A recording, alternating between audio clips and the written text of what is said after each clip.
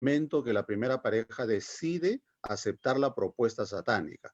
Pero Dios, como repito, no los abandona y continúa su proceso educativo. Ese modelo establecido en el jardín, en el lugar de reunión, continúa hasta hoy. La educación era directa, era cara a cara, ¿no? La comunicación también era directa, era cara a cara, era maestro-alumno, alumno-maestro, emisor y receptor en forma permanente.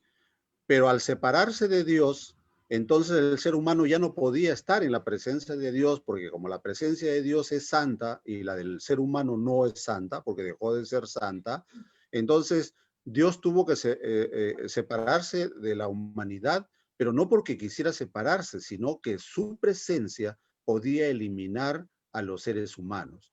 Entonces Dios se separa y es por eso que a partir de ese momento los seres humanos no podemos ver a Dios, pero Dios deja en adelante y continúa con el sistema educativo. Y cuando el ser humano ya pierde o va perdiendo su capacidad de retención, su capacidad memorística, su capacidad psicológica y su capacidad teológica, entonces Dios comienza a trabajar los mensajes a través de la escritura. Fue así que poco a poco se fue conformando lo que ahora nosotros conocemos como la Santa Biblia. Es una reunión de muchos escritos que Dios fue dejando a través de los seres humanos y esta escritura se fue guardando hasta hoy y vemos y tenemos en nuestras manos lo que conocemos como la Santa Biblia. Entonces la Santa Biblia no es otra cosa que los mensajes que Dios le da a la humanidad para que aprenda a vivir de la manera como Dios quiere, de acuerdo a la voluntad de Dios. Porque en nuestro tiempo se ha conformado lo que se llama el mundo, y el mundo está dirigido por Satanás. Por eso Cristo, cuando estuvo aquí, dijo: el príncipe de este mundo nada tiene en mí. O sea que Satanás nunca pudo inducir a Cristo a hacer algo malo, ni pensar algo malo, ni decir algo malo. Entonces Cristo reconoció que Satanás es el príncipe de este mundo, ¿no? Pero Cristo dijo: yo he venido a deshacer las obras del diablo. ¿Y cómo se conoce a Dios? ¿Cómo se sabe de Cristo? ¿Cómo se sabe de la voluntad de Dios? A través de su palabra. Esa es la Santa Biblia. Por eso es que la Santa Biblia debe ser leída por toda la humanidad, porque ahí están las indicaciones de Dios para que el ser humano pueda reivindicarse, pueda volver a tener relación con Dios, pueda beneficiarse de su presencia, pueda recibir sus bendiciones y recuperar la santidad que había perdido de manera voluntaria. Bien, ¿quién entonces reveló la Santa Escritura?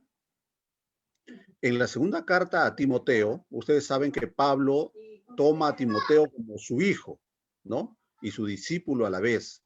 Entonces, él le enseña todas las cosas que conocía Pablo, pero inclusive Timoteo desde niño ya había leído la palabra de Dios. Entonces, en la segunda carta a Timoteo, Pablo le escribe diciendo: toda la escritura es inspirada por Dios y útil para enseñar, para reprender, para corregir y para instruir en la justicia.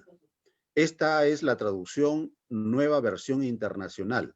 La traducción lenguaje actual dice lo siguiente: todo lo que está escrito en la Biblia es el mensaje de Dios y es útil para enseñar a la gente, para ayudarla y corregirla y para mostrarle cómo debe de vivir. Entonces, la palabra de Dios, la Santa Escritura, la Biblia, ¿no? En primer lugar, viene de Dios, porque ¿cómo es el proceso del conocimiento? Primero yo pienso, analizo, luego hablo y luego escribo, ¿no? Entonces, ese mismo proceso cognitivo que tenemos los humanos, Dios también lo tiene. Entonces, Dios piensa, analiza y luego ordena que se escriba, ¿verdad? Entonces, la Biblia podemos decir sin ningún lugar equivocación de que es la mente de Dios. La Biblia es la mente de Dios. Y los seres humanos, cuando leen la Biblia, se conectan con la mente de Dios. Y la Biblia en nuestro mundo sirve para enseñar, sirve para corregir, sirve para mostrar cómo debe de vivir la gente. Entonces, aquel que lee la Biblia reduce la cantidad de errores cometidos y poco a poco va mejorando, entra en un proceso de mejoramiento continuo y va reduciendo los errores y las equivocaciones, de tal manera que la persona va creciendo en el conocimiento de la deidad, va mejorando sus relaciones con la deidad y va mejorando sus relaciones con sus seres queridos y con la sociedad. La Biblia sirve para eso. La Biblia sirve para conocer y ejecutar la voluntad de Dios. En pocas palabras, para mostrarle cómo debe de vivir de manera correcta, porque la gente vive ahora de cualquier manera. Bien, entonces, ¿quién reveló la Santa Escritura? La reveló el Espíritu Santo, ¿no? Cuando dice que es inspirada por Dios, es el Espíritu Santo quien revela la Santa Escritura. ¿Quiénes recibieron la revelación? En la carta de Pablo a los hebreos, a sus connacionales, ¿no? Porque Pablo era hebreo, ¿no? Era de la tribu de Benjamín.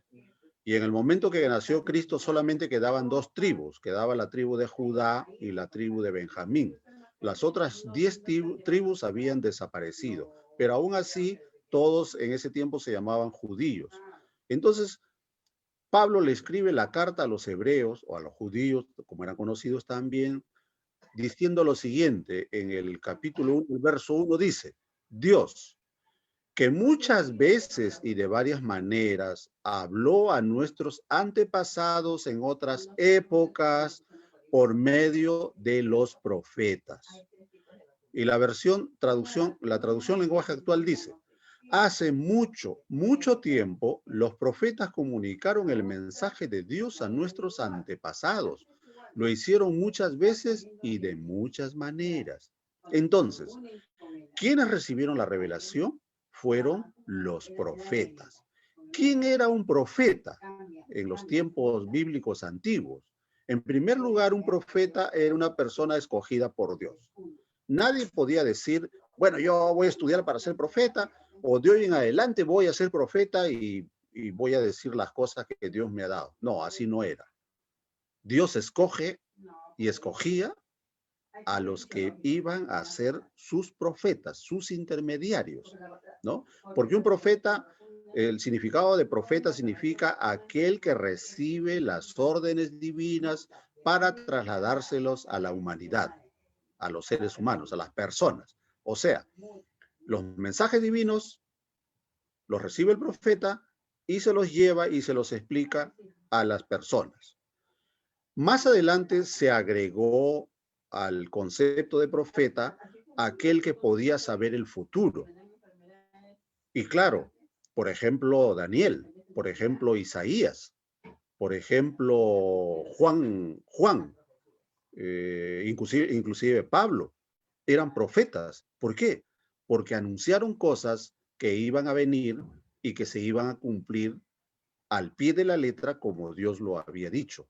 Entonces, se agregó al concepto de profeta, de mensajero, se le agregó aquel que conocía o explicaba el futuro, ¿no? Pero un profeta inicialmente era un mensajero de Dios. Entonces, Dios utilizó a los profetas escogidos por él para enviarle a toda la humanidad sus mensajes, sus conocimientos, sus recomendaciones, su sabiduría, ¿no? A toda la humanidad, no solamente al pueblo de Israel, no solamente a los judíos. La Biblia sirve para toda la humanidad. Fue dada para toda la humanidad. Que los judíos la hayan recibido y la hayan conservado, eso estaba bien, pero su función era, como pueblo y nación privilegiada, enseñar la palabra de Dios a todo el mundo. Desgraciadamente, ellos fallaron en ese cometido.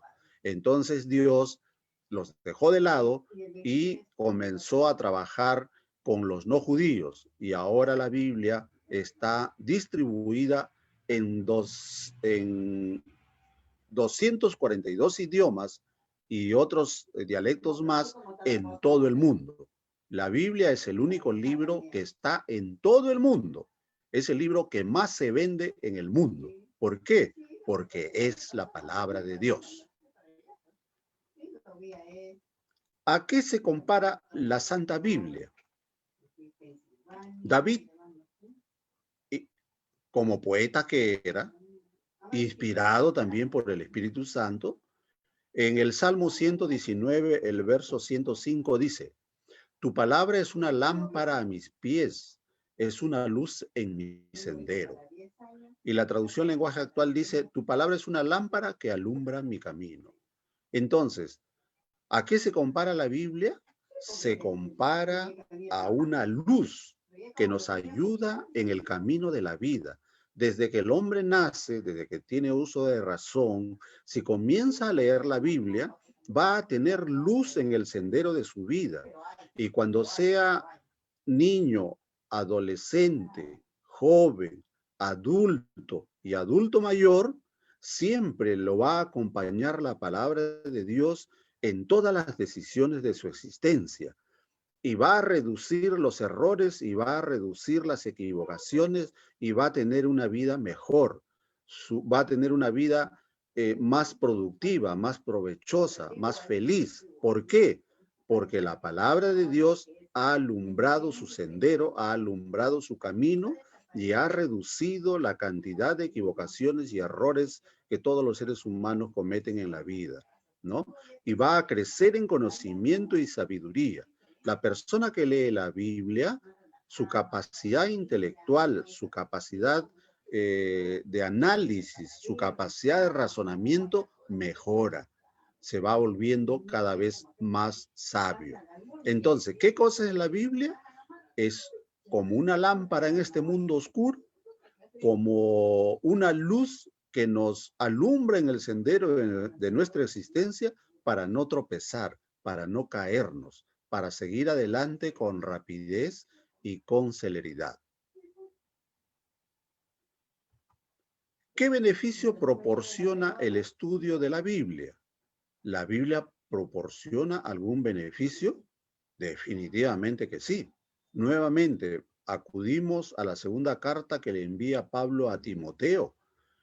Y ahí le dice Pablo a Timoteo: desde tu niñez conoces las sagradas escrituras, que pueden darte la sabiduría necesaria para la salvación mediante la fe en Cristo Jesús.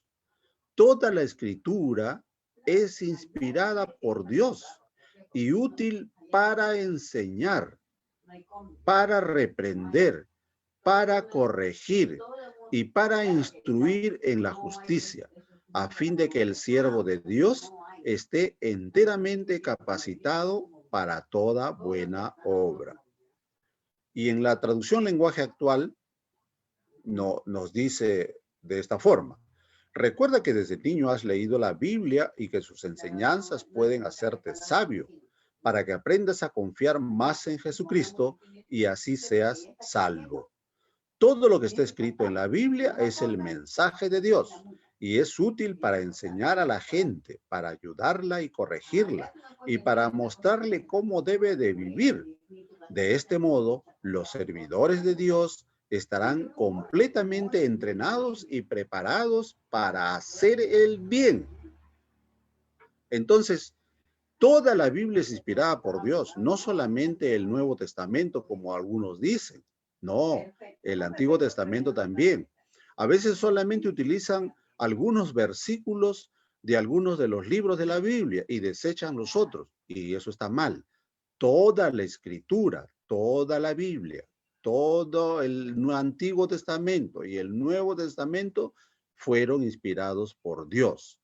Fueron inspirados a través de los profetas, fueron inspirados a través de las personas que Dios escogió, hombres y mujeres. Entonces, en el tiempo que le está escribiendo Pablo a Timoteo, Solamente existía el Antiguo Testamento, no existía el Nuevo Testamento. El Nuevo Testamento todavía no había sido escrito, ¿no? Entonces aquí Pablo le está diciendo, le está confirmando a Timoteo que la Torá, la ley, como también llamaban, la Biblia, el Antiguo Testamento es inspirado por Dios. Y luego el Nuevo Testamento, donde la mayoría son las cartas de Pablo, también fue inspirado por Dios, por el Espíritu Santo, ¿no?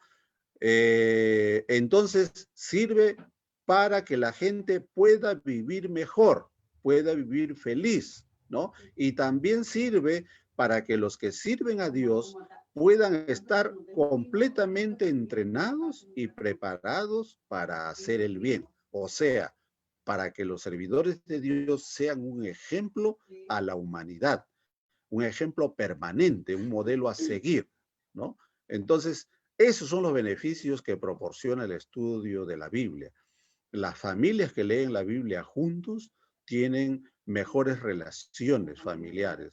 Los esposos que estudian la Biblia juntos tienen mejores relaciones de pareja.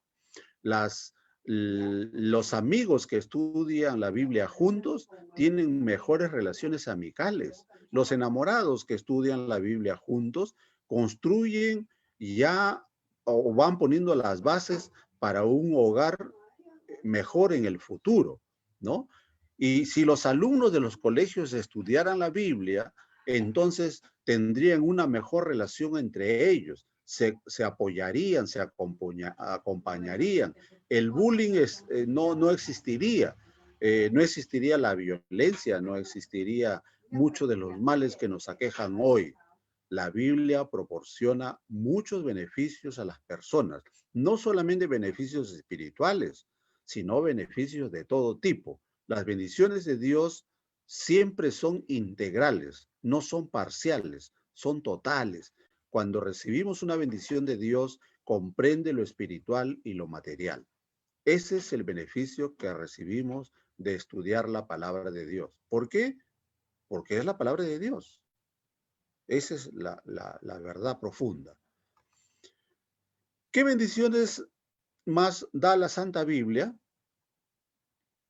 En la Nueva Versión Internacional nos dice, en la carta que escribe Pablo a los romanos, a los hermanos que están en Roma, ¿no? Les dice, de hecho, todo lo que se escribió en el pasado se escribió para enseñarnos, a fin de que, alentados por las Escrituras, perseveremos en mantener nuestra esperanza. En la traducción lenguaje actual nos dice lo mismo. Todo lo que está escrito en la Biblia es para enseñarnos.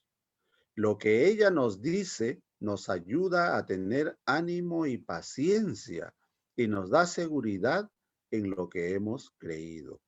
Entonces, la Biblia definitivamente nos da beneficios materiales, espirituales, intelectuales, nos da paz y tranquilidad y nos hace ver el futuro, porque la Biblia es un libro profético y como libro profético está escrito ya lo que va a acontecer en el futuro. El cristiano avisado no tiene miedo del futuro, porque él ya sabe lo que va a suceder y se prepara para enfrentar el futuro.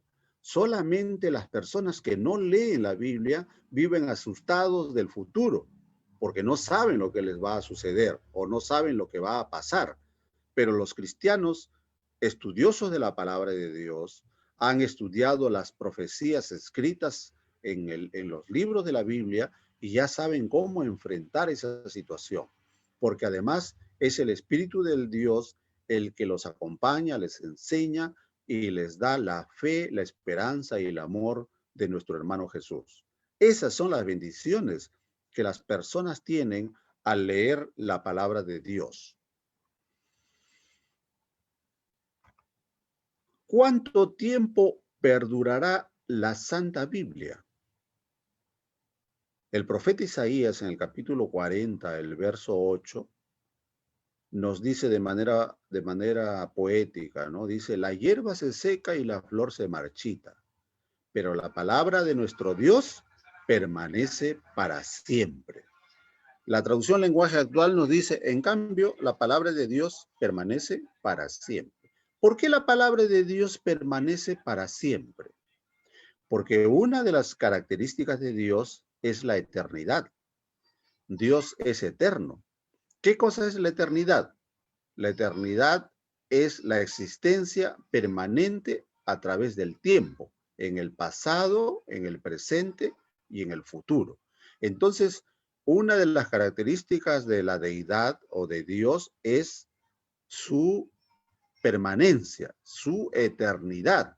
Dios existió siempre, existe ahora y existirá en el futuro. Entonces, si Dios tiene la característica de la eternidad, obviamente que su palabra tiene la misma característica. Si Dios es santo, su palabra es santa. Si Dios es perfecto, su palabra es perfecta. Si Dios es eterno, su palabra es eterna. Si Dios es omnipresente y omnisapiente, su palabra también lo es. Entonces, la Biblia tiene las características de Dios. La Biblia tiene la eternidad. La palabra de Dios nunca va a desaparecer. Inclusive en el Apocalipsis y también en el libro de Isaías menciona que en la nueva tierra, en los nuevos cielos que Dios va a hacer, porque este mundo, así como está, se tiene que terminar, ¿no? Este mundo va a ser dentro de poco gobernado solamente por Dios en un estado de perfección con aquellos que le obedecieron y que le obedecen. Entonces dice, en el futuro, menciona Isaías y menciona el Apocalipsis de Juan, se seguirá leyendo la palabra de Dios como una declaración profética de que la Biblia perdurará por toda la existencia de la eternidad. Y seguiremos estudiando la Biblia, así como la estudiamos hoy, la seguiremos estudiando en el futuro por toda la eternidad. Entonces, ¿la Biblia se terminará? No. Los seres humanos han intentado acabar con la Biblia. Lo han quemado, le han cambiado el texto, le han reducido algunas cosas, le han ampliado otras, han hecho lo que han querido con la palabra de Dios, pero la palabra de Dios permanece para siempre. ¿Por qué? Porque es la palabra de Dios. Y lo que Dios ha dicho, nadie lo puede cambiar, nadie lo puede quitar, nadie lo puede hacer desaparecer. Es inútil que los seres humanos se enfrenten con la palabra de Dios porque la palabra de Dios vive y permanece para siempre, porque es una característica de la deidad, es una característica de Dios. Muy bien, hasta aquí entonces la exposición. Dejo a ustedes el tiempo para que puedan hacer alguna pregunta al respecto. Por favor, con toda confianza. No hay preguntas malas, ¿eh? No hay preguntas buenas, solamente hay preguntas y las vamos a resolver todas las que se presenten esta noche. Sí, Ricardo, adelante. Humberto, bueno, a mí me interesa saber de sobremanera por qué retiraron 7 libros aproximadamente de la Biblia del Antiguo Testamento y no se retiró ninguno del Nuevo. Y esto fue más o menos en los años 1800 y algo por ahí. Incluso con la protesta de Martín Lutero, no se hizo ese retiro de los libros. El retiro de los libros fue después, porque la protesta de Martín Lutero fue más o menos por los años 1500 y tantos, 1520 por ahí. Pero después en el 1800 y tantos se retiraron estos libros. Hubo una organización, no recuerdo su nombre, bíblica, mundial, que optaron por retirar los libros. Eso es lo que yo un poquito que quisiera, estoy tratando de investigar, pero quizás me puedas ayudar un poquito en ese tema. Claro que sí. En realidad no lo retiraron, le agregaron más bien, porque la Biblia siempre estuvo cuidada y mantenida por el pueblo judío. Y el pueblo judío, hasta que Cristo nació, el pueblo judío había mantenido 37 libros en el Antiguo Testamento, en la Torá. Siempre tuvo 37. Pero en el siglo XII, el clero católico le agregó 7 y le llamaron libros deuterocanónicos.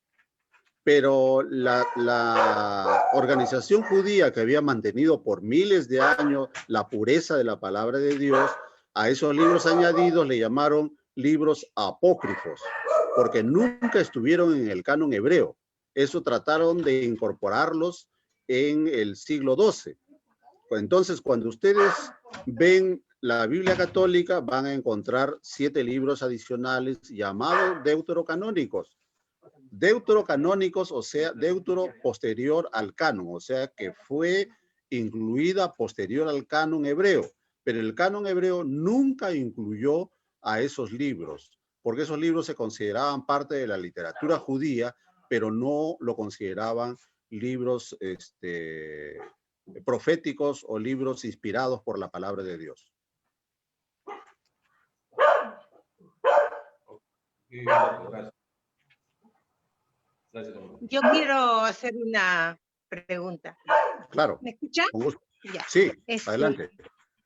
A mí, como yo estoy en casa, me vienen a visitar los testigos de Jehová.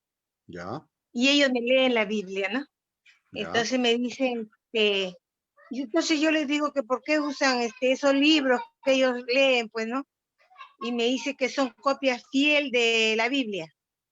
Entonces yo le digo, pero no, usted no me confirma, por ejemplo, usted me habla de la muerte, ¿no? Y yo le digo, ¿quién dice que es un largo sueño? ¿No? Porque para que me confirme, para creer, digamos, tiene que haber una confirmación de alguno de los profetas que escribieron. Claro. Y no me contesta, pues. Entonces yo le pregunto a usted, ¿usted cree que se pueden ser considerados como copias de la Biblia?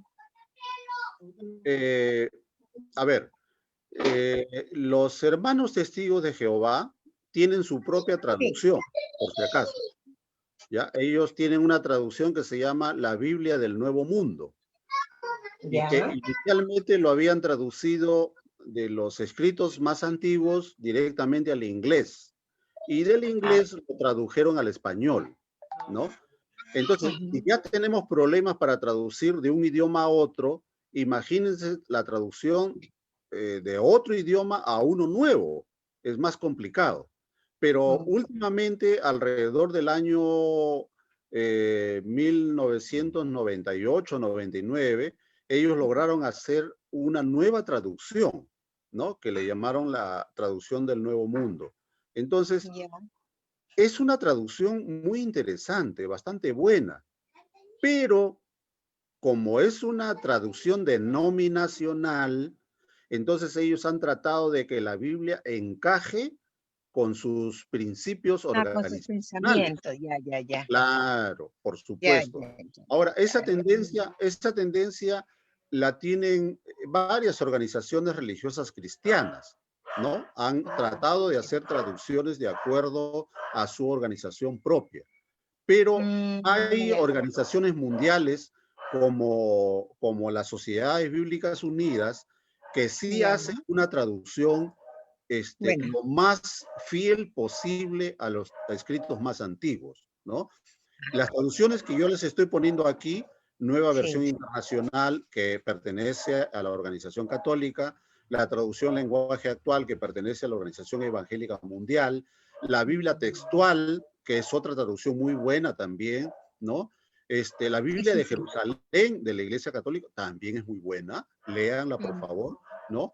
Entonces, las últimas traducciones nuevas, hay otra traducción que se llama Biblia de Traducción Viviente, ¿no? Esa también es muy buena, son las últimas que están apareciendo y que forman parte de eruditos en el idioma hebreo, en el idioma arameo y en el idioma griego, que son los idiomas en el cual fue escrito la Biblia. Estos eruditos, no solo uno, sino docenas de ellos, hacen las traducciones y los borradores se los presentan a las diferentes organizaciones religiosas cristianas para que ellos también participen en el proceso de traducción. Entonces, esas traducciones son las más creíbles y las de mayor confianza. Ya. Trabajen ustedes siempre la lectura de la palabra de Dios con traducciones oficiales, no con Biblias paralelas ni con comentarios. No. Trabajen ustedes con traducciones oficiales. Estas dos que le estoy dando yo aquí, que es la nueva Sí, versión sí. internacional, traducción lenguaje actual, Ajá, sí, sí he escuchado.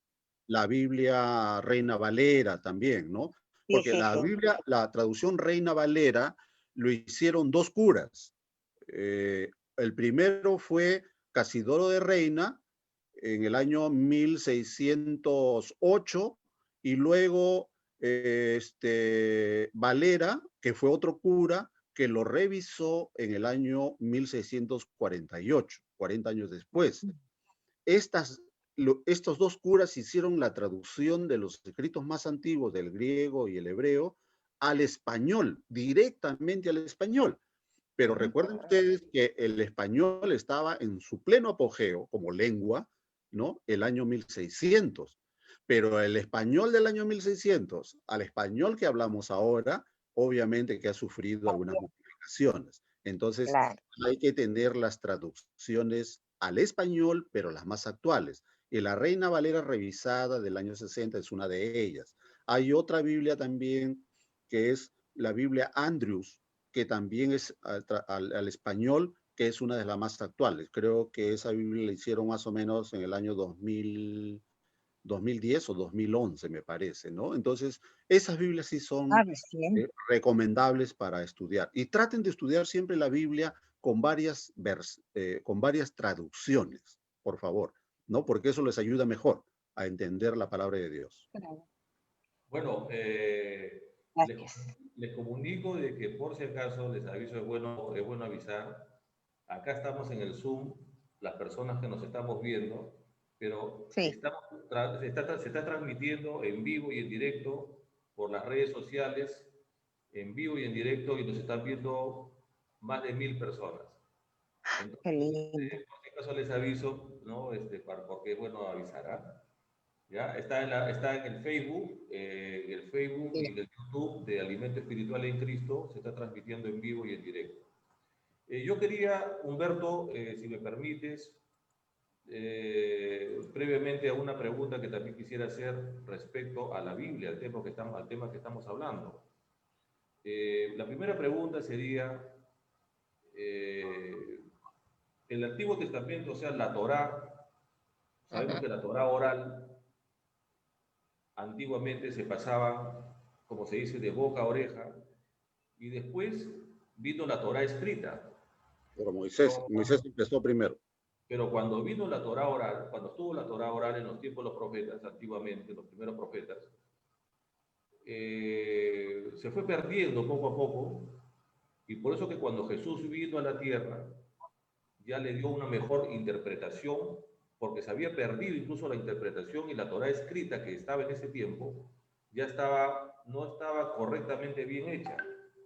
Entonces, justamente por eso que se hace la Torá escrita, pero con las correcciones del Nuevo Testamento que Jesús hizo justamente, como hay varios ejemplos, ¿no?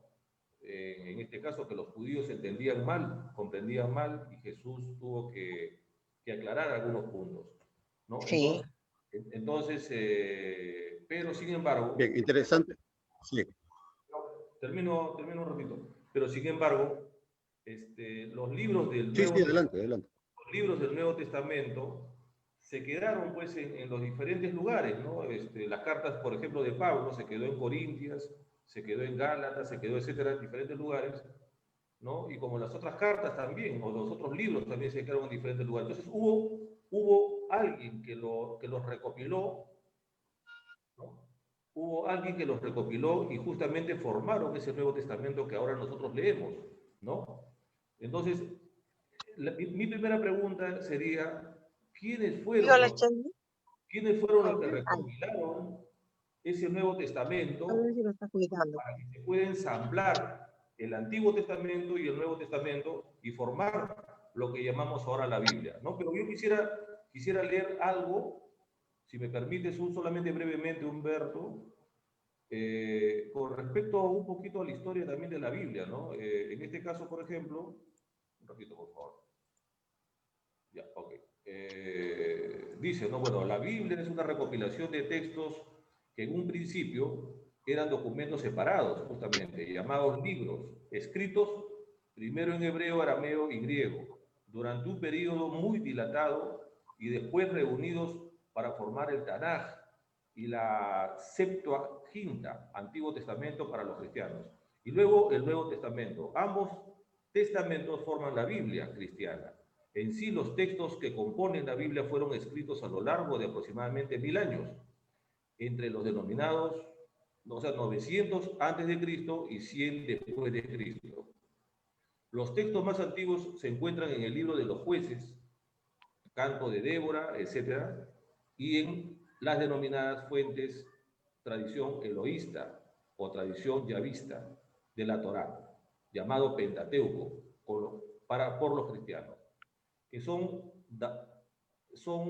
datadas en la época de los dos reinos, siglo X y VIII antes de Cristo. El libro completo más antiguo es el de Oseas, es también de la misma época. El pueblo judío identifica la Biblia como el Tanaj, para el que carece de sentido y no es aceptada la denominación como Antiguo Testamento al no aceptar la validez del Nuevo Testamento. Dice, el canon de la Biblia que conocemos hoy fue creado por la iglesia primitiva, que en las cartas de San Ignacio de Antioquía a la iglesia de Esmina, de Esmima, Esmirna. la mencionada como católica universal, bajo el pontificado del Papa San Dámaso I, en el sínodo de Roma, el año 382. Justamente eso es lo que yo quería, solamente hasta ahí quiero leer, pero es largo. Entonces, ¿quiénes fueron los que unieron el Nuevo Testamento, los libros que estaban esparcidos por diferentes partes, Humberto? Eso es lo que quisiera, por favor, que nos enriquezcas un poquito con tu comentario. Gracias.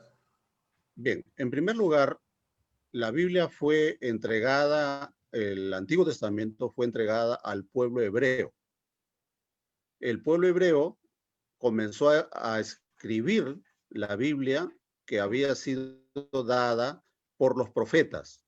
Como antes era muy difícil tener material de escritura, porque se escribía en cuero, se escribía en papiro, o se escribía en piedra en algunos casos, y hasta en barro, ¿no? No había mucho material.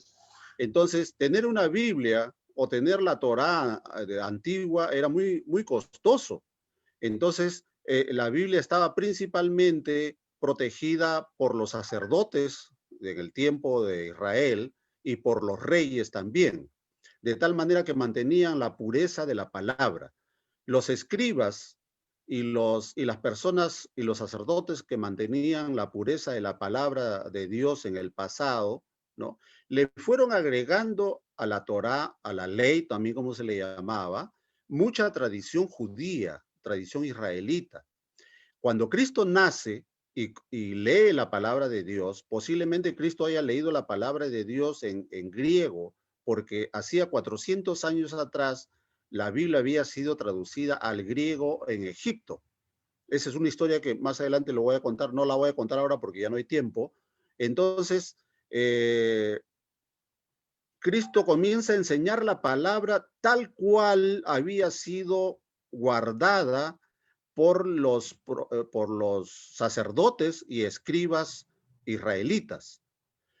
Pero en el tiempo de Cristo, los maestros de la ley, los escribas, los fariseos y los sacerdotes enseñaban literatura hebrea, enseñaban tradición hebrea, el Talmud. No estaban enseñando la palabra de Dios. Por eso Cristo dijo, en la cátedra de Moisés está toda la palabra escrita. Ustedes aprendan de ahí.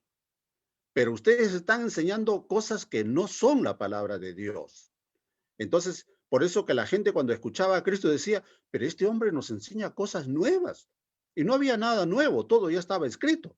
Solamente que Cristo enseñaba la verdadera Biblia que ellos mismos tenían, pero que los sacerdotes, los fariseos y los escribas enseñaban principalmente tradición judía, tradición hebrea. Entonces, por eso Cristo nunca fue a los colegios formales. Fue su madre el que le enseñó la palabra de Dios y él lo aprendió por su propio esfuerzo. Entonces, en el tiempo de Cristo, vuelvo a repetir, solamente existía el Antiguo Testamento y toda la gente leía el Antiguo Testamento, pero era leída a través de los sacerdotes, de los maestros de la ley y de los escribas, porque ellos eran los encargados de enseñar la palabra de Dios. Porque vuelvo a repetir, tener una Biblia en ese tiempo era sumamente costoso. Muy pocas personas adineradas podían darse ese lujo. Entonces se enseñaba de manera pública en las sinagogas y también en el templo. Cuando Cristo muere, entonces los apóstoles que habían estado con él, el caso de Mateo, Lucas no fue apóstol, fue un seguidor después de Cristo, pero Lucas médico se encargó de escribir el otro evangelio y el hecho de los apóstoles. Entonces, después aparece Pablo en su conversión y él comienza a mandar cartas y la gente comienza a hacer copias de sus cartas.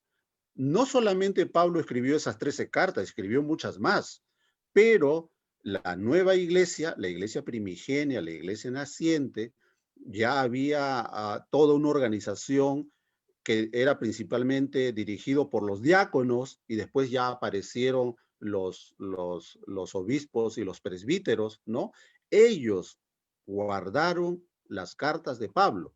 Y finalmente después Juan, en el año 92, 93, escribe el Apocalipsis como el último libro y la gente de la iglesia que ya estaba organizada y que mantenía la pureza del Antiguo Testamento, le fueron agregando los evangelios y le agregaron las cartas de Pablo y agregaron también el libro del Apocalipsis. Entonces, la iglesia organizada en ese tiempo, hasta el año 100 o 150, ya tenía la Biblia completa, que fue la que nosotros conocemos hasta hoy.